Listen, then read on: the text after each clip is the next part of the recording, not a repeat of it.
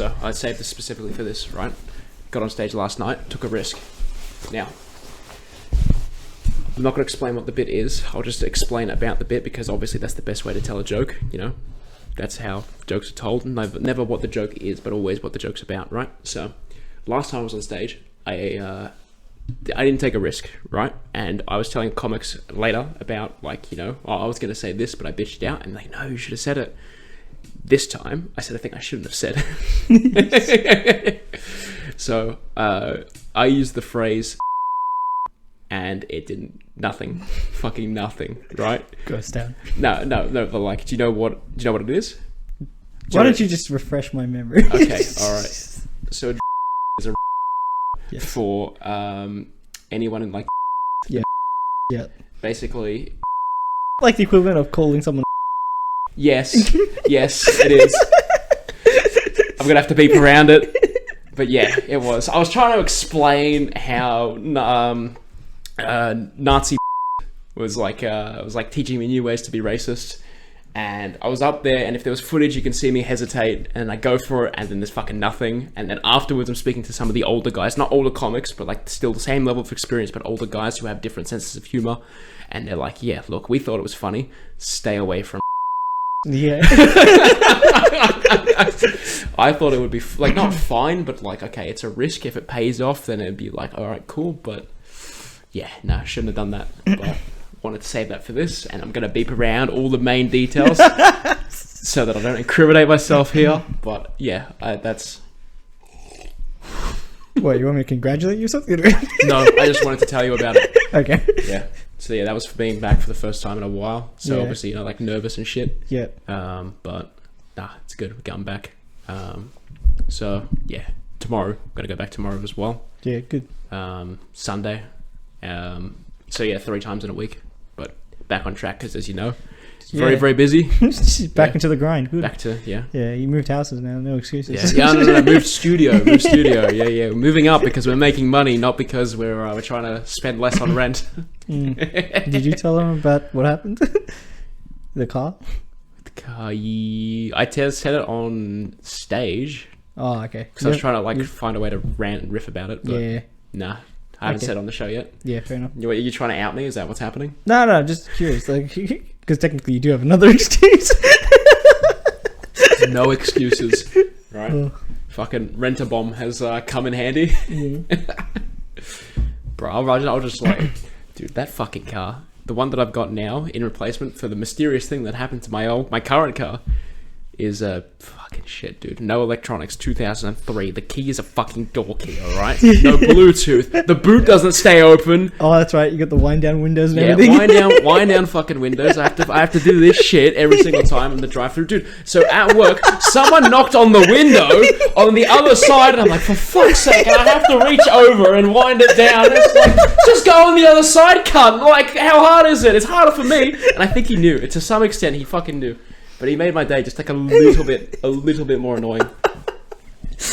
Oh, thanks. I enjoyed that. Nah, good. All right, this is a good little warm-up now, all right? Let's get right into what we're talking about. So we just watched a Black Mirror episode, right? Yes, that's right. Yeah, Black Mirror is, in my opinion, one of the better sci-fi TV shows of like the past 10 years.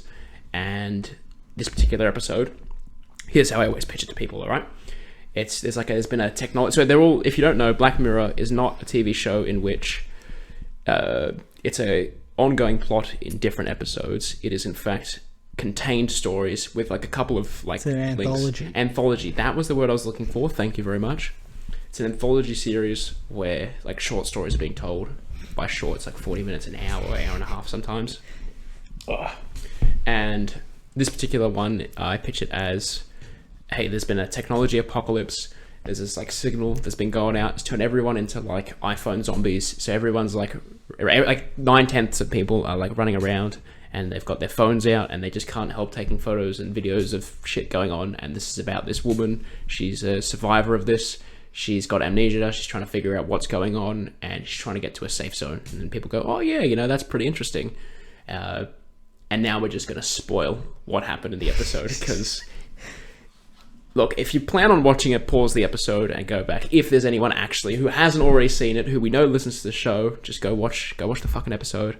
It's very good.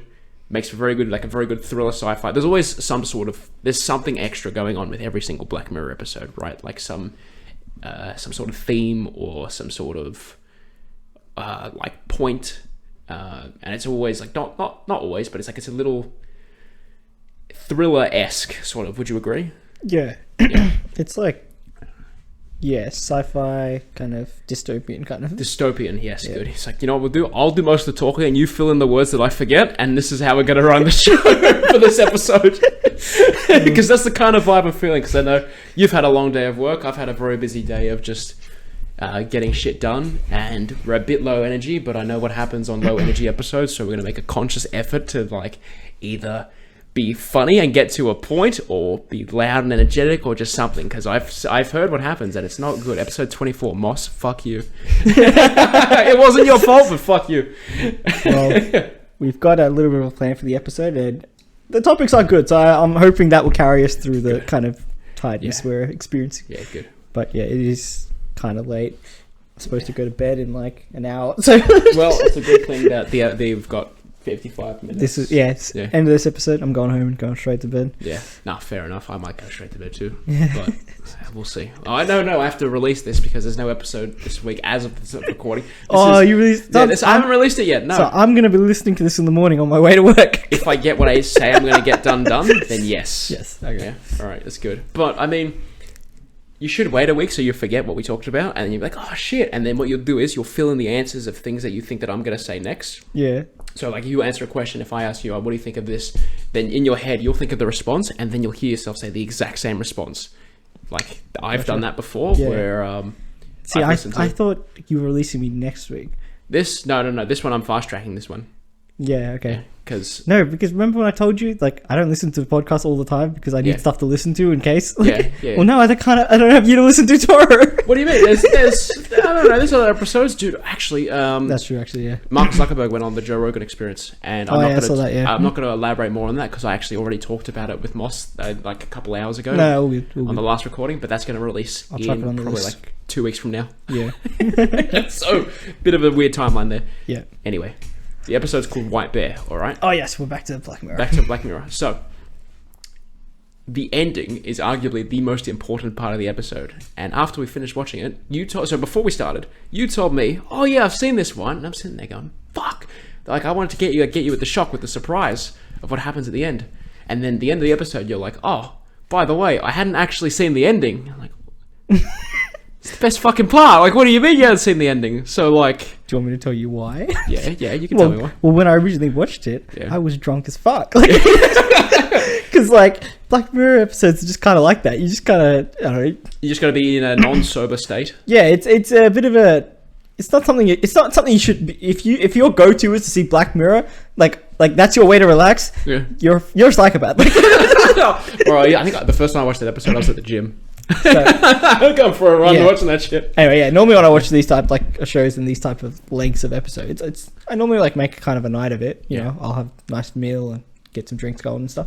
But yeah, I was like pretty tipsy that I got through about halfway, maybe 3/4 of the way through the show, and I stopped right before like the crescendo of the show of the episode. The important part, the main point of the episode. So for the people who have seen the show, I got up to the part where they get to the White Bear transmission tower thing. Yes. So the whole objective so far is the woman who's got amnesia. I forget what her name is. Not important.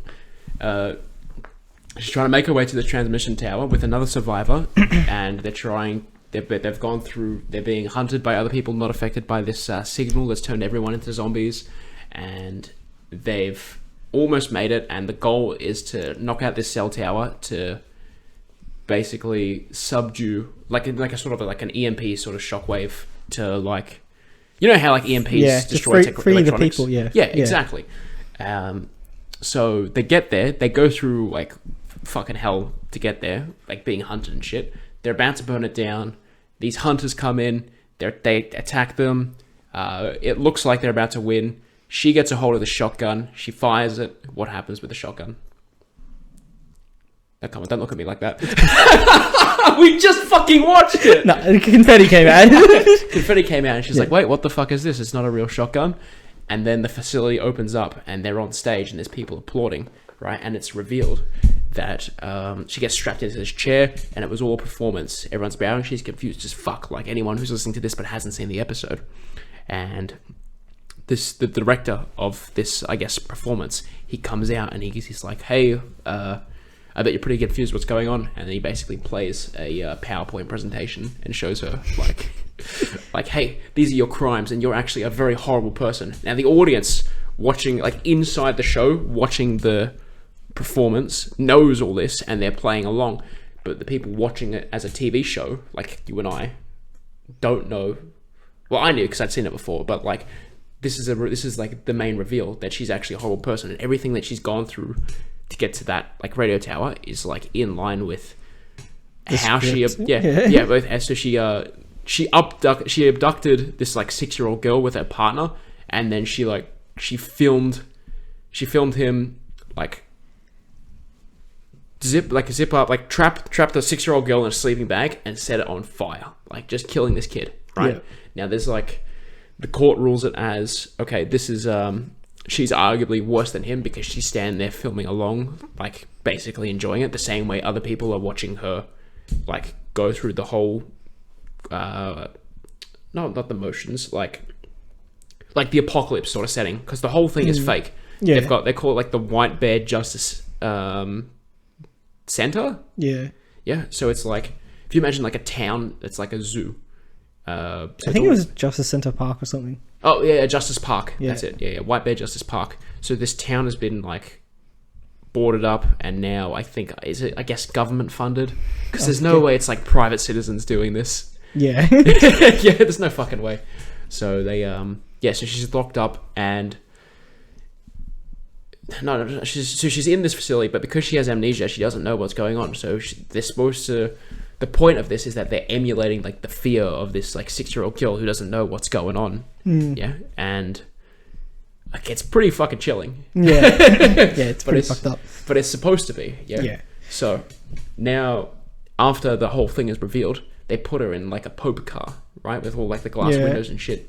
And now that she's revealed, like she's having like a mental fucking breakdown, and the people like who are watching this show are like encouraged to like cheer on, shout at her that she's a murderer, like throw shit at her, and it's all like they've paid to be there. So after this whole process is done, it's now nighttime, because it was like it goes from day to night. She gets locked back up where she started. They drug her, erase her memory, and then the process starts all over again. And they show you the whole process. They cross off another day on the calendar, and you look back, and they've done this at least 16, 17 times.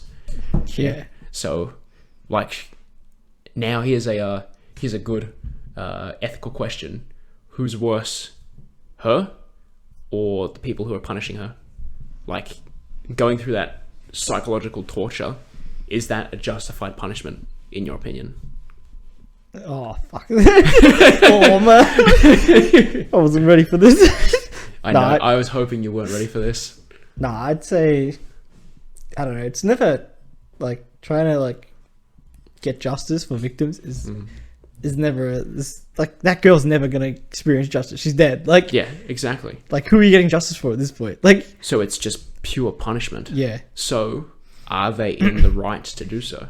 That's the thing. It's up to societies to decide if it's right or not, because at the end of the day, you know what I mean, like, yeah.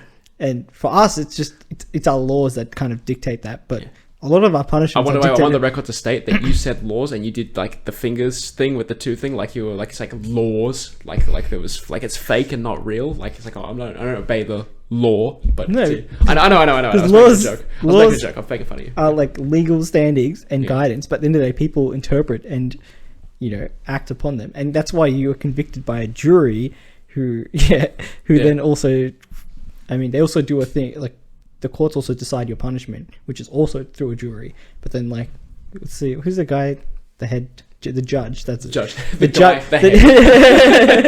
Yes, so Judge Fudge can has final say on the punishments and stuff too, which have to be reasonable. So I don't know. I feel like it has to be a reflection of like society as a whole of what they deem okay. So in justice in punishment.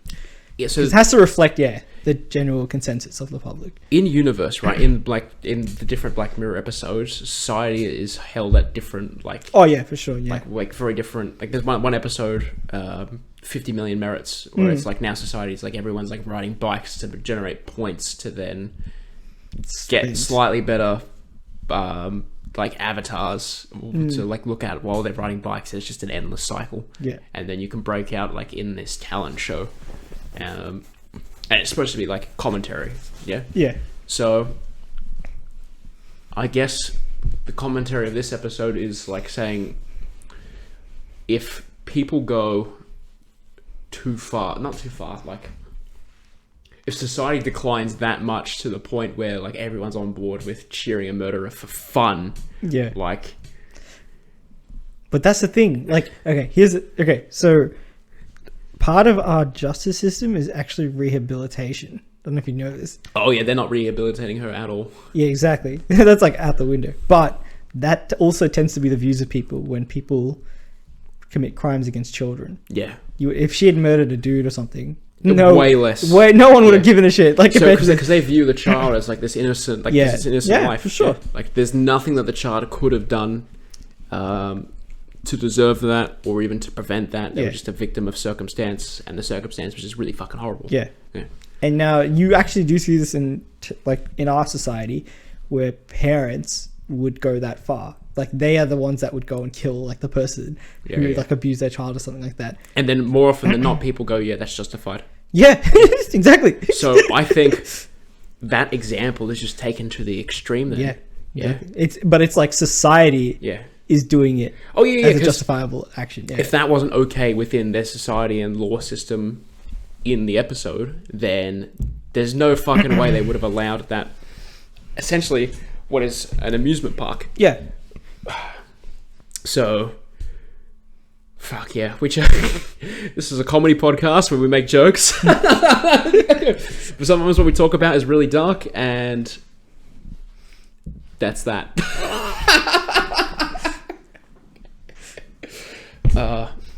Yeah. I don't want to try to fill up the space here so we're not sitting in silence trying to figure out how to get to the next thing. Okay, this would be the ultimate test for you. Yeah, okay. Is how well you could joke about children on stage. Ooh, okay. Like if you could make people laugh about that, then you fucking made it. Like it's like Anthony Jeselnik level. Like Yeah. Okay. So there is a joke he has about a specific tragedy that I think it was before our time. So, or like it was like when we were really young, so we didn't really know what it was about. Which tragedy? I don't really remember. It was like what was it was at the start of his second most recent special. Maternity ward? No, the one before that. Stilts and Prayers? Stilts and Prayers, that's it. Why was I thinking of Sticks and Stones? Who's that one? Is that Chappelle?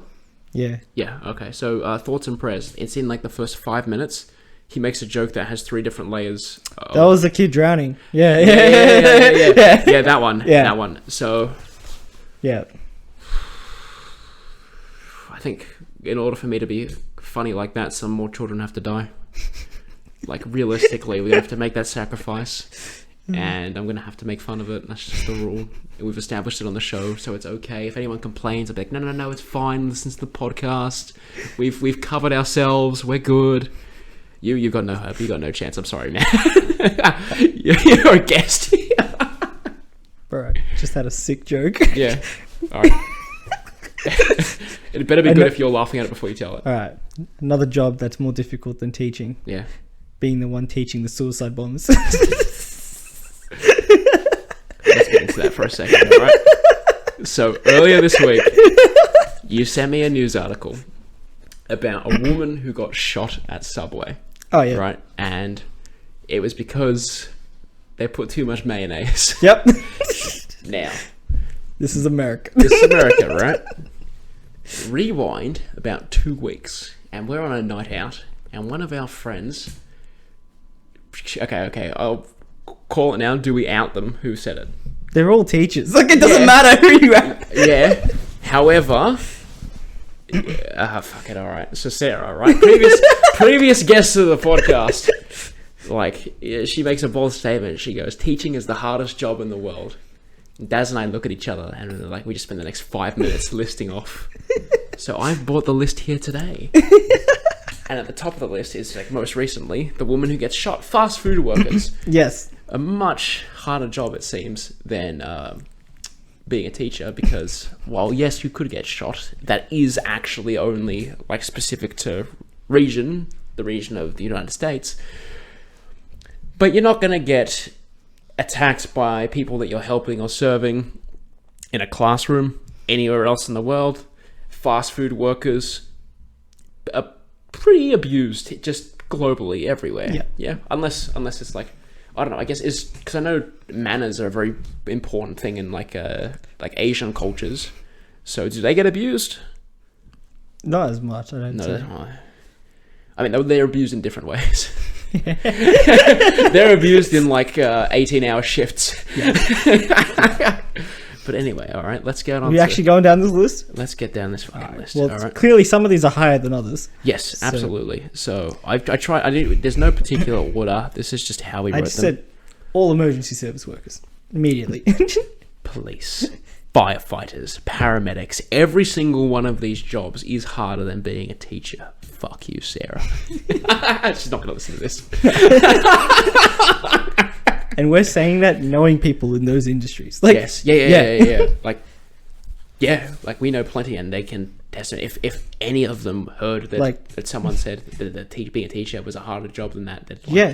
Like you don't have to get escorted to your car when you leave work because of like... Yeah, it's ridiculous, right? Yeah. So paramedic, that's even like any sort of... That spans as well to any sort of like hospital worker. Oh, yeah. No, right? Even the abuse you saw during COVID times. Oh, yeah. Right? Yeah. You want to argue that's harder? No way. Surgeons, high pressure job. One small mistake, literally millimeters of mistake, right? Death. Like, I don't know how you can argue that, but much harder than being a teacher. Come on, Sarah. Okay. Lawyer, right? Some of them probably have an easier job, but I was talking about this with Moss on the last episode, which might actually be the next episode after we record this. So on the next episode, I talked with Moss about there's a movie called The Devil's Advocate where Keanu Reeves, he's like, I think he sold his soul to the devil or something, and he has to be the defense attorney for a very obvious pedophile. Yeah. And that's a pretty hard job. Like, morally, like, is like, you shouldn't, but because we talk about the integrity of the law and how, also like a very like covering topics that we're obviously like very well versed in. Like we're well they know. have to do so much studying and stuff to be fluent, I guess. And Moss and I just like look up a Google document and just talk shit. Obviously we got the better idea. But no, like sure. Lawyers much harder. Like there's more work. That's why they get paid heaps more. And we'll get into that in a sec. Coal miners, I think that's a harder job too. Like you're sitting there, not sitting, you're standing, you're digging, 12 hours, you don't see your family. Is there a disease? Is there like a sort of cancer involved in coal mining? Used to be. Depends on the search. Yeah. Well, do you know, is it what like... Well, because you're underground. What's it called? Black lung or something? I think so, yeah. Because you're just breathing in all the shit. That's why they don't do like tunneling for coal and stuff. Now they just do quarries. Yeah. Like, and that's for the best, I guess. That's technology evolving. Although quarries have been around for good long fucking time. Yeah. Formula 1 drivers. But yes. Look, right. I don't want to draw comparisons between a male job and a female job, right? Now, primarily, teachers are female, okay? And primarily, people could argue, whether they're sexist or not, that women are worse drivers than men. Now, is there such thing as a female Formula 1 driver? As someone who watches the Formula 1. I think I've told you about this before, haven't I? Well, there's no female driver in Formula 1, but I rest my case. There is in Formula 3. And it's not because of like her, not, I mean, she could, actually there's 2 female drivers in Formula 3. Wow, 2? No, sorry. But the thing is, at that like to get to Formula 3, that's pretty impressive as it is. It's just Yeah. that it's more about money once you get to Formula 1. Like Yes. people get into Formula 1 by bringing money into the sport with Right. them. Like one of the guys is like, I don't know, his dad is like a millionaire or some shit like that. So his dad has a lot of money. So he just gets bought into it. Yeah, so he's And that's bought where part of some the team. unfair- Yeah, and he comes in, and then like there's I think this guy Perez, he has he's from Mexico. There's a big Mexican like company, like not Coca-Cola, but like something like that level in Mexico, and they like back him. So they get their branding. It's all advertising at the end of the day. Basically, that's all it is. All sport. The money comes from advertising. Yeah, so that's the difference. Yeah. But it's not that. So this chick in Formula 3, she's actually not that bad of a driver. Like she competes in the 24-hour Le Mans, which is a like famous racing motorsport. And she's won like with her team. Like she's won multiple times. Like she's. It's not. Yeah. It's. Yeah. Well, there are anomalies and no. I can see you nervously laughing. You're like you don't want to get in trouble. No, I'm joking around. Like even if you could come to me and say, "Hey, statistically this and statistically that," it's like it doesn't. Who cares? The thing is, everyone just makes decisions in their lives differently. Like people about choose this? to do different things. Like, Exactly. Bad drivers are bad drivers. yeah, That's right. Yeah. Yeah. And confident drivers like myself, maybe also bad drivers. yeah. Right. Now, another job I have on the list, astronaut. Right. Now that's considerably harder because you don't only have to be an astronaut, you have to also have like a second job that's an entire industry. Like they send up engineers, for example. Oh yeah. Yeah, to like work on the space station and shit. Every single astronaut Is a scientist. is Like, to some extent. Yeah. Yeah, they are. Like they're an expert in their field. Yeah. They're just being sent to space. Yep. Yeah. Which, again, 2 jobs, much harder than the one, and if it's like babysitting 7-year-olds for 7 hours a day. Who was it? They just recently sent. I can't remember this guy's name, but he was like a Chinese American guy. Mm. He was a doctor and he was in the military. Oh yeah. And then like. And then he did both. Like he was in the military, he was a doctor, and now he's an astronaut. Like, yeah, like the dude. Now, I don't want to sound sexist again, but do you see any women doing that?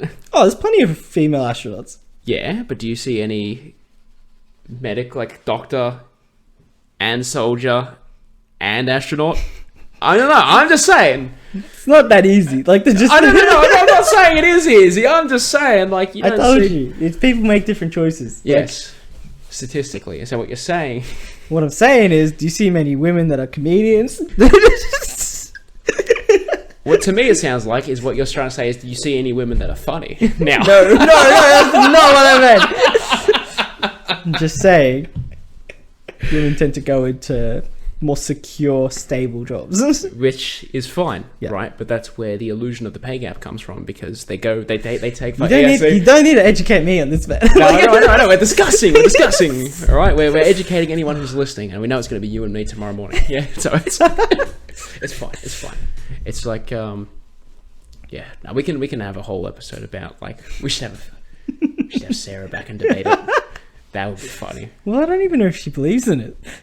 That's even funnier. I think most normal girls just don't have the time to think of it. They're spending more time making money than worrying about them not making the same amount of money. New conspiracy theory, all right? All women who complain about the wage gap are poor.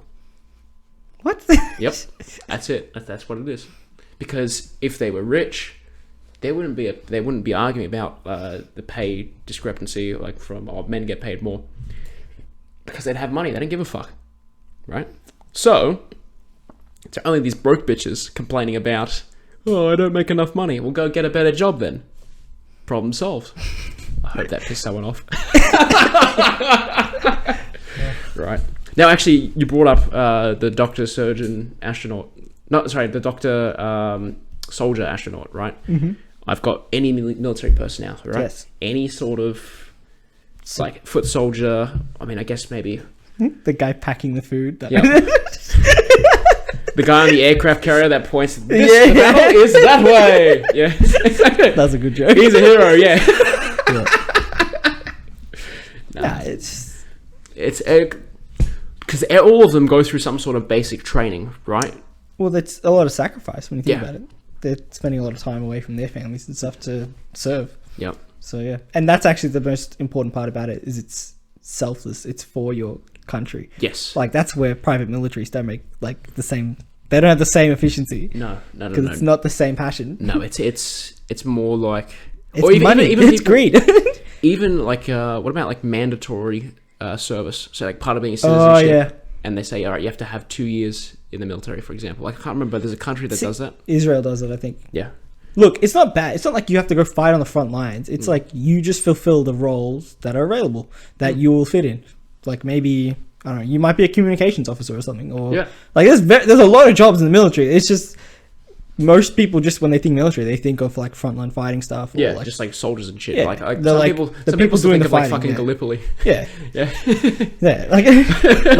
Like there are engineers in the military and stuff. Yeah. Like that's probably what I would have gone into. Oh like, yeah, dude. Like when I was going to like career exposure, like just trying to see what options I had, because I did like the lowest level engineering, like certificate 1 and 2. I think even certificate 3. Yeah. Maybe just 1 and 2. And I was like, okay, where can I go from this when I was trying to figure out what I wanted to do, like back in 2017. Yeah. And the military were at like careers expos, and they would say that they would show like, oh, it's not just, fighting, there's like technicians and shit. And that was almost an option. That was that was like, okay, consider this. Like, sometimes you see like, oh, how about like you've got thing A and thing B, and thing A is like so fucking out there, like you wouldn't even consider it. We were closer than that. Like it was possible. Like multiverse theory. Yeah. There is like Sergeant Barnzey running around somewhere in World War 3. Yeah. Like it's happened, right? But I don't know more than that. It's just hypothetical, right? One more job, a politician, right? It's very hard accepting bribes and paying off people and just cycling around money, pretending to care about local governments, society, laws. Taking advantage of women in your staff. It's very difficult to not want to bang the secretary, right? And that's why being a politician is harder than being a teacher, all right? So just to recap, all right? Just real quick. We're going to run it off quick. Jobs harder than being a teacher. Police, firefighter, paramedic, lawyer, coal miner, Formula 1 driver, astronaut, surgeon, any military personnel, and a politician. All of which completely destroy the argument of, oh, being a teacher is the hardest job in the world. No, it's fucking not. All right? And that's going to conclude that segment. Before it gets too far. Right. Now, Dazz. Yes. I asked you for some notes, and you told me a name, and that name was Brad Goose. Now, yes. Now, who's Brad Goose, and why did you want me to search him up? I can't remember now why I heard his name, but I did. It's probably from a comedian. Okay. But okay, you look him up, and basically he's an author of some books, and I want you to read out the title to the viewers, because just the title will tell you everything you need to know about the series of books and what you're in for when you read them. Okay. Books by Brad Goose. Let's take a look. This should be fun. The first one, Mom's OnlyFans. Second one, Dead Babies. Oh wait, there's like a subheading too. So wait, maybe I should look up images, not just like I'm on the shop at the moment. Yeah. So what I'll do is so the books are written and illustrated in the style of children's books. But when you read the title, you realize very quickly they are not for children. Daddy Drinks and 99 other children books that never made it. You people, acceptable ways to use that phrase. Things you should know at this stage in your life. That's no, alright. My racist grand says we still can't trust the Japs. Okay, Boomer. It's not an age, it's an attitude. I think the picture as well, what the illustrator is like very important. Like it's like 50%. But so I'm glad we're doing an audio only medium to do this. Yeah, but you can picture it when you hear the title. Like, yeah. Yeah. This is I could. Did you put it in the video version? But that's a lot of work. Did you hear the one It was like, why daddy hits mommy? Like, No, right here I've got Dead Babies, a series of short life stories. yeah. But it's fantastic. I can't remember who I heard this from, but it's fucking genius. Like, Why Grandpa Lives in the Garage. My homophobic dad says God hates same-sex couples. $13 now on Amazon. it's funny because it's written like it is to be read by a child. Like, Oh yeah. Or like it's being like meant to be read to a child. yeah. Like Daddy drinks because you won't shut up.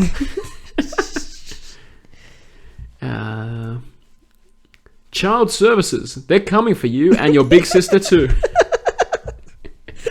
Fuck, we should read like one of these on the show. Yeah, that would be good. Mummy got a DUI. A kid's going to getting around on the bus. Bro, look at the picture. Yeah, I know. It's so good. Candyman van. Strangers come in all shapes and sizes. Sex offenders trying to be good in your neighborhood. Cucumber. Cucumber Curtis can't come to dinner. And he's on the bedside table. We know what that's about.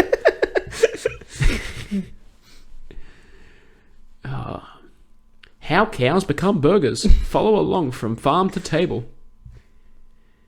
Sex offenders trying to be good in your neighborhood. I fucking just read that one, you piece of shit. Dad's a cuck.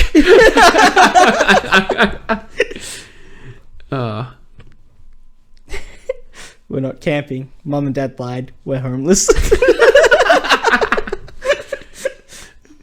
Mum runs trains on the weekend with Dad's friends.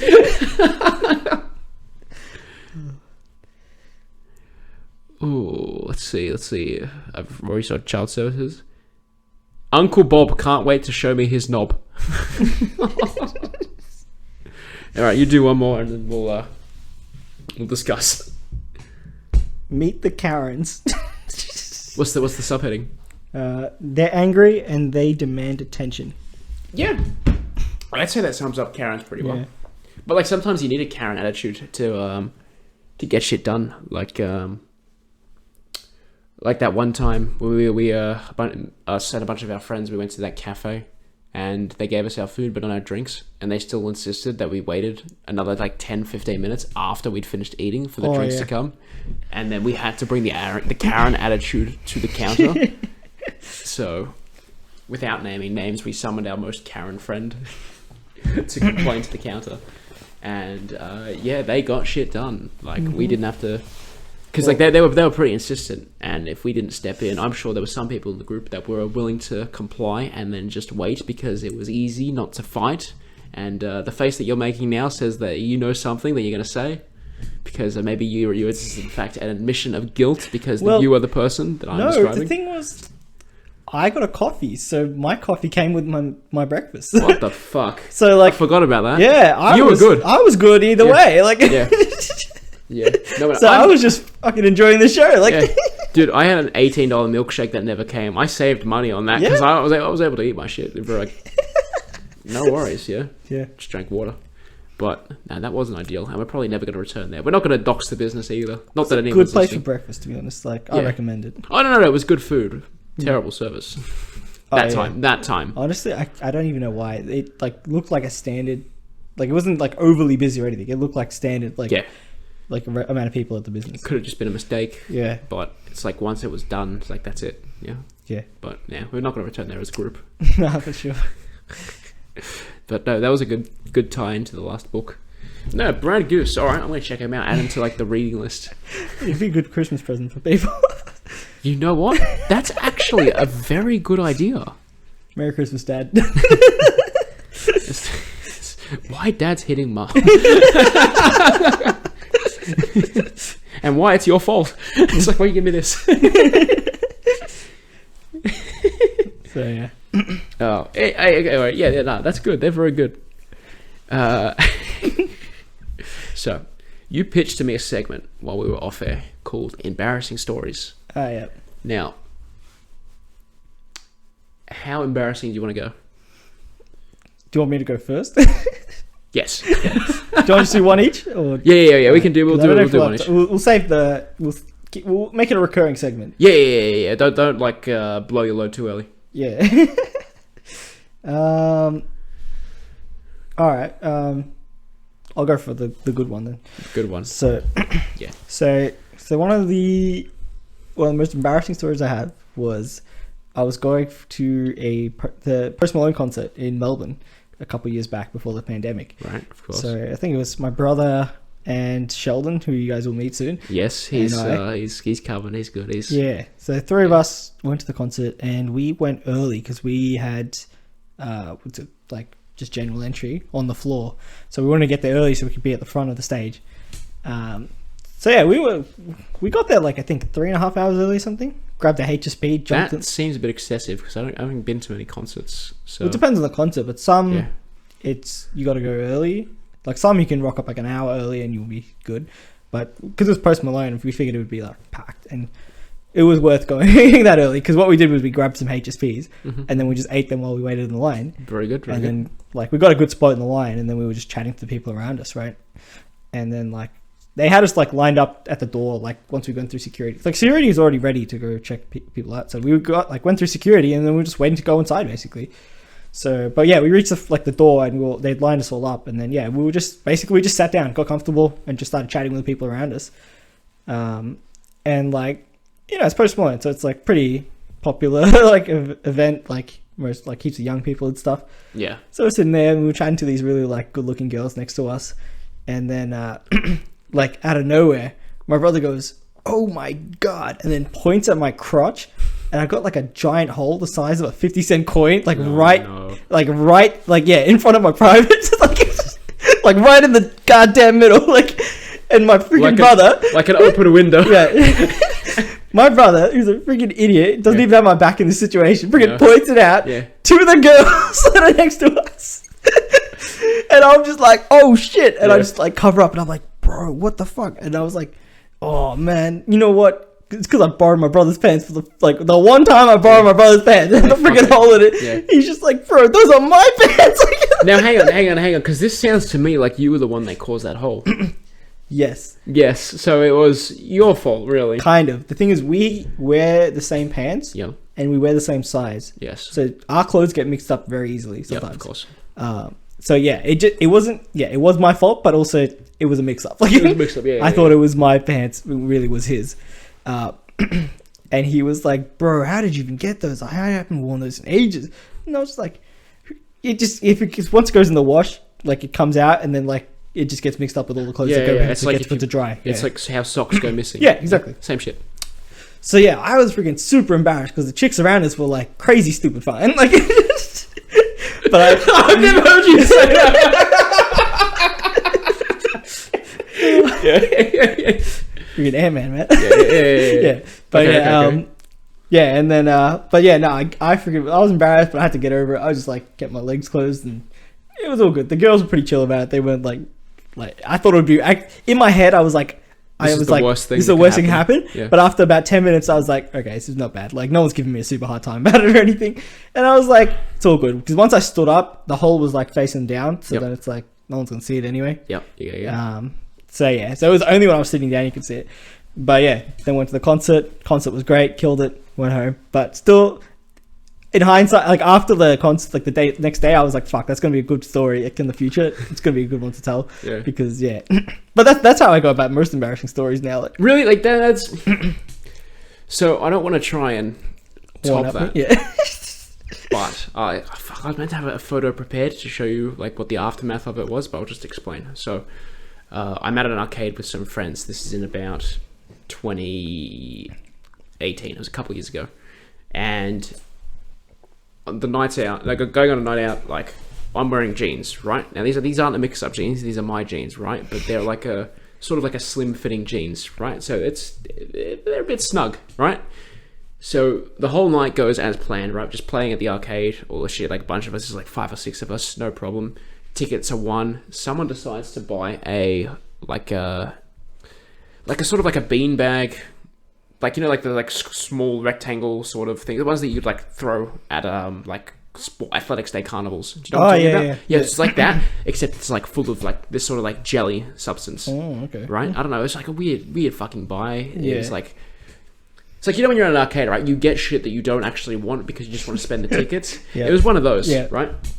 So, myself, Liam, and someone else, we're just like throwing it like back and forth, stepping further and further away to see how far we can throw it. And this is going through High Point Shopping Center. Yeah. Right. So we're like, there's a long fucking distance between shops. It's like it's late at night. Nothing's closed. Nothing's closed. Nothing is open, and there's very little people around. But this is the important part. There was a group of girls our age just like nearby watching. Like, what are these three idiots doing? Right. Now, I get told to go long, so I do. Right.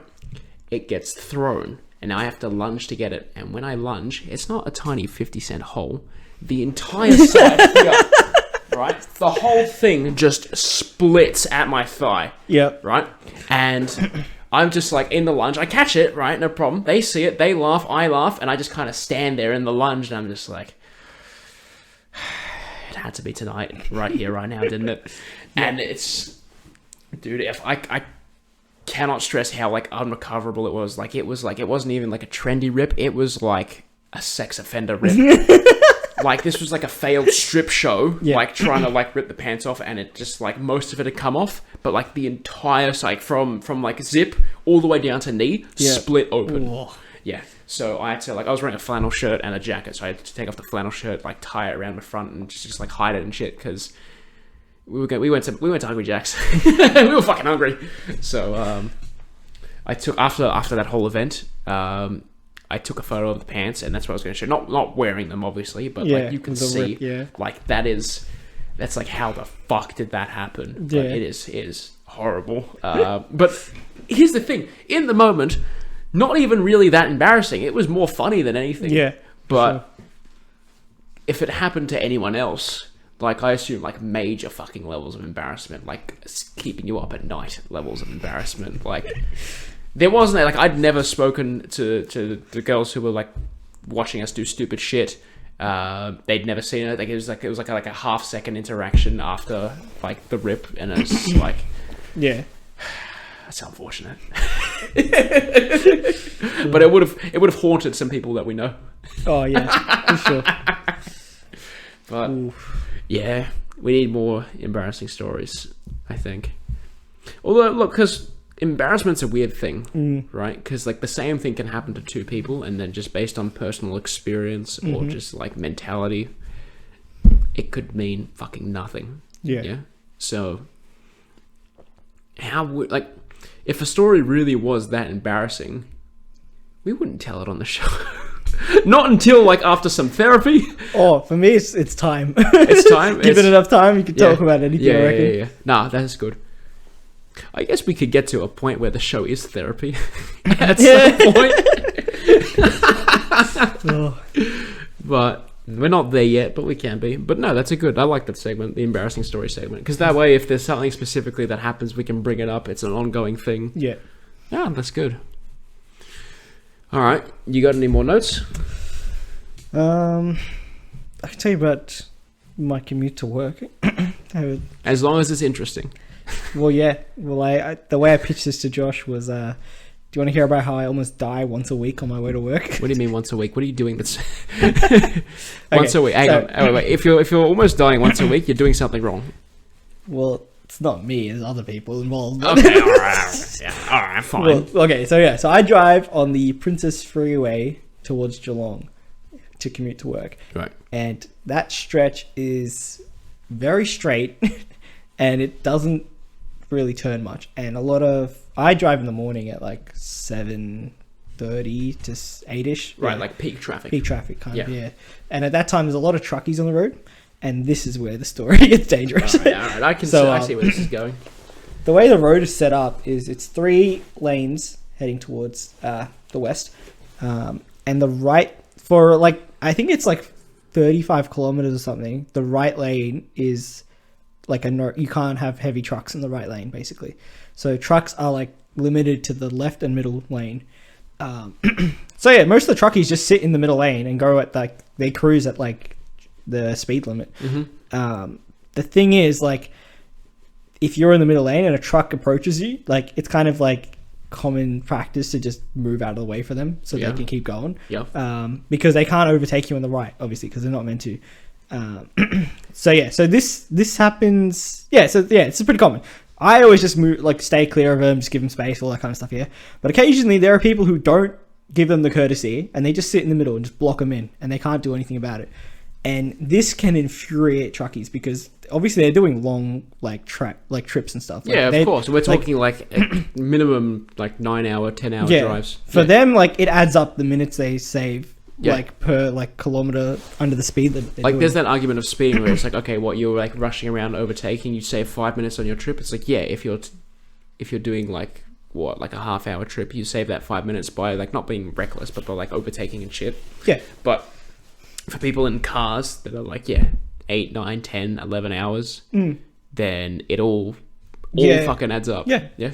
And they have like what's it called, like quotas and stuff. Like, they can't drive for too long and things like that. Like, they need to keep to their schedules. So because it's a safety thing as well.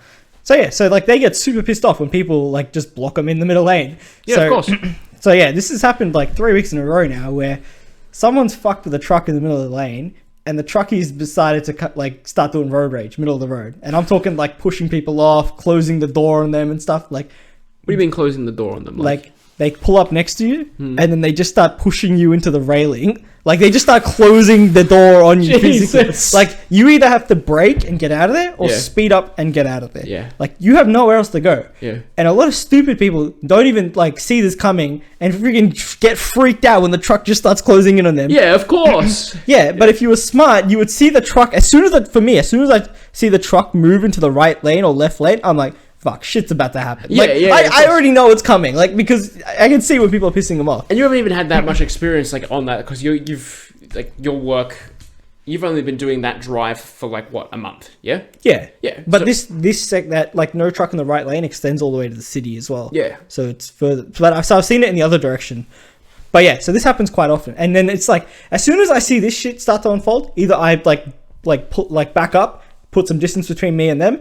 Or if I'm like near them, I just freaking speed up like down the road. Like, I don't care. I need to get out of that situation. I don't want to be anywhere near that. Because if something does happen, someone spins out or something, I do not want to be anywhere near that. No, of course not. Because it's like, that's a massive hazard on the road, especially if you're traveling at what, like 80 Ks, 100 Ks an hour. 100 Ks an hour, So I see road rage like at least once a week between truckies and some other like small vehicle or another truck even sometimes. Like, and that's only what you've seen. Like, it has to be going on everywhere all the time.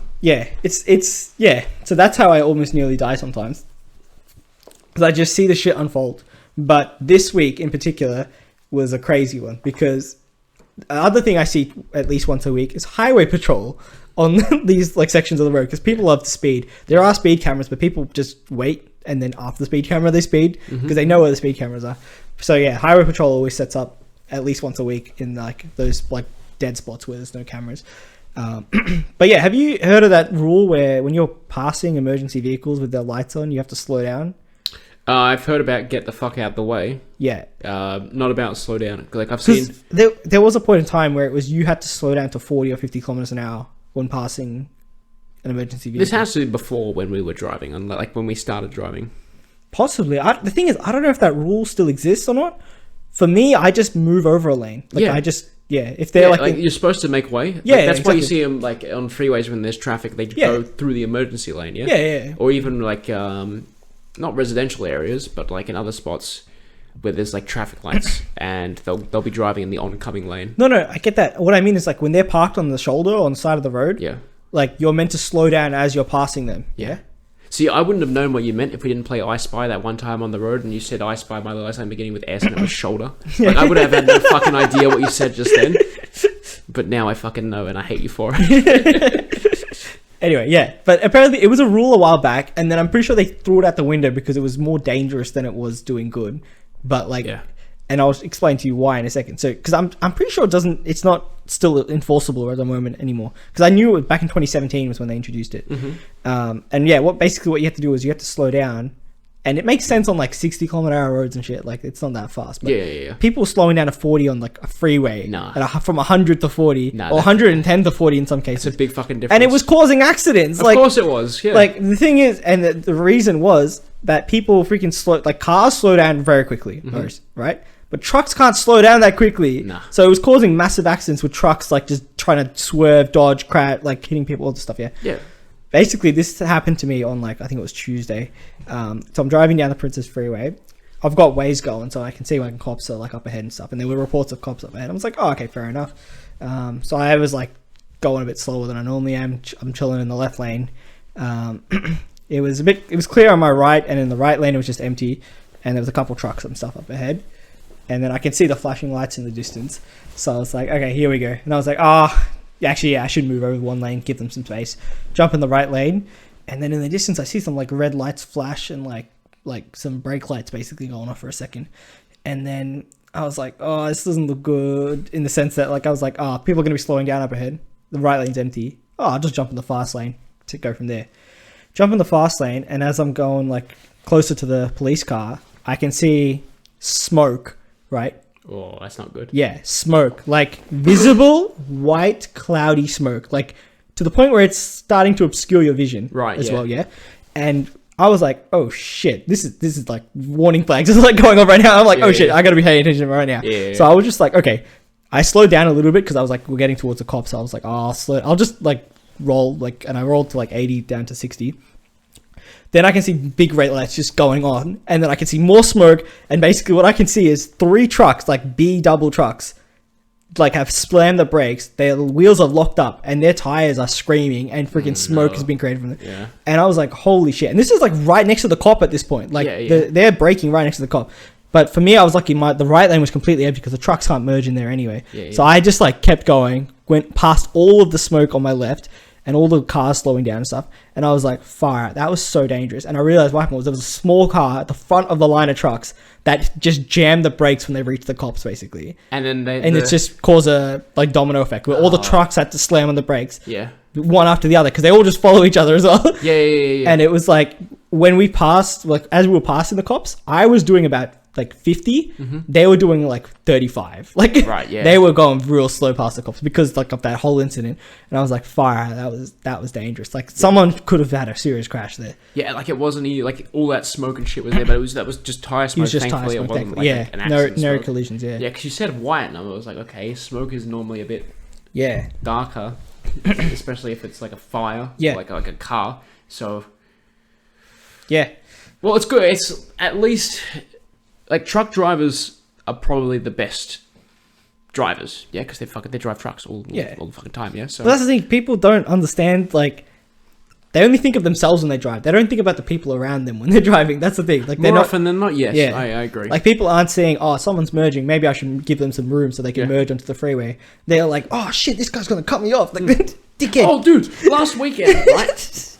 Coming back, like, it was like 3 o'clock in the morning, right? And after, like, the big group split off to 2 separate groups, 2 different Ubers. On the way home, in the city, people were, like, pulling out in front of the Uber, like, almost causing an accident. And it happened twice, right? Yeah. Once in, like, the CBD, and then again on the freeway, right? Yeah. No one else was around, and this, like, the cars were driving... If you imagine... I'll do a visual, I'll try and explain it. So... The Uber is like driving on the road, and the other one is like diagonal right in front. And then for no reason, they just merge lanes in front of the Uber and then start slowing down. Just brake check the Uber for like 3 o'clock in the morning for no fucking reason. And like everyone in the Uber at the time was like going off at this guy, and the driver's like, "Yeah, look, this shit happens. It's a Saturday night, you know." It's like, what do you mean this happens? It shouldn't happen. Look, there's no one else around. Like, where does this person get off? And then when we drove past, it was a old Asian woman. So, so you know what they say about statistics. So I'm just saying. Yeah. I don't make the stereotypes. Well, look, see, stereotypes are there's a reason, but you know, what are you gonna do? Yeah, exactly. You know, like shit happens. Yeah. It's like we're gonna reference. We'll come back to it when we do the. We're gonna record a comedy special where we just talk about comedy specials, as the name implies. Yeah. And one of the bits I'm going to bring up from Andrew Schultz's special, right? Where he's going on about Squid Game, right? And all these Korean people, and they're just like, they're using teamwork to stop at a red light. This is the accent. He's like, how do you stop at a red light? And then he's like, he like puts his money on the Pakistani kid straight away. Because like that dude's been driving Uber since he was 14. Yeah.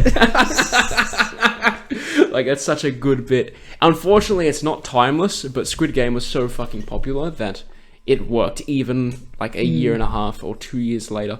Yeah, so fucking good on him. But I thought that was relevant to the driving thing. Yeah, that was good. But nah, good. All right, well, I think we knocked out a fucking good episode. Yeah. Well, thanks for doing this short notice. I guess that's it then. The podcast is over. We're done. Go home. Or for you, go to bed. Thank you. We got to get home first. Try not to crash on the way. But yeah, that's it. We're done.